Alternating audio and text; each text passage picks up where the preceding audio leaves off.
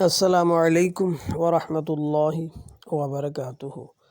میں ہوں سفیان علی فاروقی اور آج اپنا کالم آمدن کے جائز و ناجائز ذرائع اور انسانی زندگی پر اس کے اثرات لے کر حاضر خدمت ہوا ہوں۔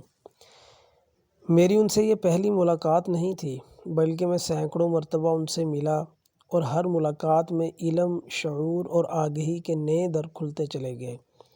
یہ سلسلہ تقریباً 20 سال میں کئی وقفوں سے چلا آ رہا ہے۔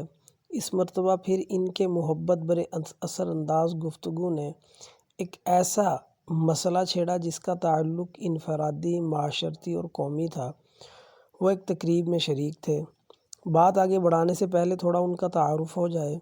متناسب قد، فراخ پیشانی، سرخی مائل سفید روشن چہرہ، محبت آمیز جھکی جھکی نگاہیں، سفید نورانی داڑھی، عاجزانہ مگر باوقار چال ڈال، متبسم ہونٹ، سادہ اور دھیما لہجہ، پرکشش سراپا، توحید پرستانہ گفتگو، امت مسلمہ کی زبوں حالی پر ہر وقت متفکر شخصیت، یہ ہے حضرت مولانا پیر طریقت مفتی سید جاوید حسین شاہ صاحب فیصل آباد۔ ان کو بہت سے بزرگوں سے خلافت ملی اور ان سے ملنے والا ہر شخص اپنے دل میں گداز اور محبت و امن کے جذبات لے کر ہی جاتا ہے۔ اس مرتبہ بھی ہمیشہ کی طرح مسکراتے ہوئے ملے اور بیان کے دوران فرمانے لگے، قرآن و حدیث کی رو سے جب رزق کا ذمہ اللہ تعالیٰ نے لے لیا ہے تو پھر انسان اس کے لیے غلط اور ناجائز ذرائع استعمال کیوں کرتا پھرے؟ اور بھی بہت سارے موضوعات پر گفتگو رہی، لوگوں کے سوالات کے جوابات بھی دیے، کچھ دیر بعد واپسی کا قصد کیا، لیکن میں اب تک اسی ایک جملے کے گرد گھوم رہا ہوں کہ اگر انسان یہ سوچنے لگے کہ رزق تو میرے اللہ نے مجھے دینا ہے، میرے ذمہ تو صرف ذرائع کا استعمال کرنا ہے، تو جائز طریقے ہی کیوں نہ اپناؤں؟ کسی کا حق مار کر، اپنے اختیارات سے تجاوز کر کے، قومی خزانوں میں لوٹ گھسوٹ کر کے، ٹھیکوں میں ہیرا پھیری کر کے، الیکشن میں دھاندلی کر کے، جھوٹ بول کر، فراڈ اور دھوکہ دہی سے کام لے کر، ملاوٹ کر کے، جعلی ادویات بنا کر، ناجائز خواہشات کی تکمیل کے لیے لوگوں کو گمراہ کر کے، اعداد و شمار کی جادوگری دکھا کر، لوگوں سے ووٹوں کی بھیک مانگ کر، ملنے والی پاور کا غلط استعمال کر کے، کیا اللہ تعالیٰ کے مقرر کردہ رزق سے زیادہ مل سکتا ہے یا اللہ تعالیٰ کی دی ہوئی عزت سے زیادہ عزت مل سکتی ہے؟ مجھے، آپ کو، بلکہ پوری قوم کو سوچنا ہوگا کہ کہیں میں اپنا اور اپنے بچوں کا پیٹ پالنے کے لیے دوسروں کا پیٹ تو نہیں کاٹ رہا، کسی کی حق تلفی تو نہیں کر رہا، ناانصافی تو نہیں کر رہا۔ اگر ہمارا جواب ہاں میں ہے تو ابھی توبہ و استغفار کر کے فیصلہ کریں کہ آج کے بعد تمام غلط ذرائع آمدنی سے ناطہ ختم۔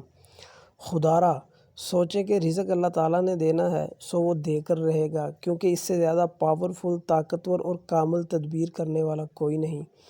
اس نے رزق کا وعدہ کیا ہے تو اس سے بڑھ کر وعدہ وفا کرنے والا کوئی نہیں۔ اسی نے صحیح راستہ اپنانے اور ناجائز و غلط راستوں کو چھوڑنے کی تلقین کی ہے۔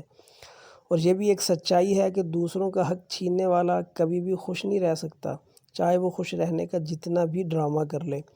اور دوسروں کے حقوق پورے کرنے والا، جائز ذرائع سے رزق کمانے والا اللہ کا دوست ہے، جس کو کائنات کی سب سے پاورفل ہستی اپنا دوست کہہ دے تو بھلا زمانہ اس کے سامنے کیا حیثیت رکھتا ہے اور اس کا کیا بگاڑ سکتا ہے؟ اسی سے ملتا جلتا ایک واٹس ایپ میسج میرے ایک دوست نے مجھے کیا کہ کسی ادارے نے انسانی حقوق پر ایک ورکشاپ منعقد کی۔ جو شخص لیکچر دے رہا تھا اس نے کہا کہ اب ہم ایک گیم کھیلیں گے۔ ساتھ والے کمرے میں اس کورس میں شریک ہر ایک کا نام کا ایک غبارہ موجود ہے۔ آپ کے پاس 10 منٹ ہیں، ہر کوئی اپنے اپنے نام کا غبارہ پکڑ کر لائے۔ چنانچہ سارے لوگ اٹھے اور 10 منٹ کی تگ و دو میں صرف چند ایک ہی کامیاب ہو سکے۔ افراتفری کی وجہ سے باقی سارے غبارے پھٹ گئے۔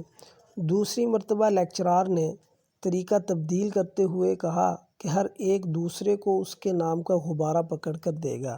تو ابھی ٹائم پورا بھی نہیں ہوا تھا کہ سب کے ہاتھ میں اس کے نام کا غبارہ موجود تھا اور کوئی افراتفری بھی نہیں ہوئی اور نہ ہی کوئی غبارہ پھٹا۔ اس پر لیکچرار نے کہا، یہی زندگی کا سب سے بڑا مسئلہ اور اس کا حل ہے کہ جب آپ اپنے حق کی تلاش میں دوسروں کے حقوق برباد کریں گے تو آپ کو اپنا حق بھی نہیں ملے گا۔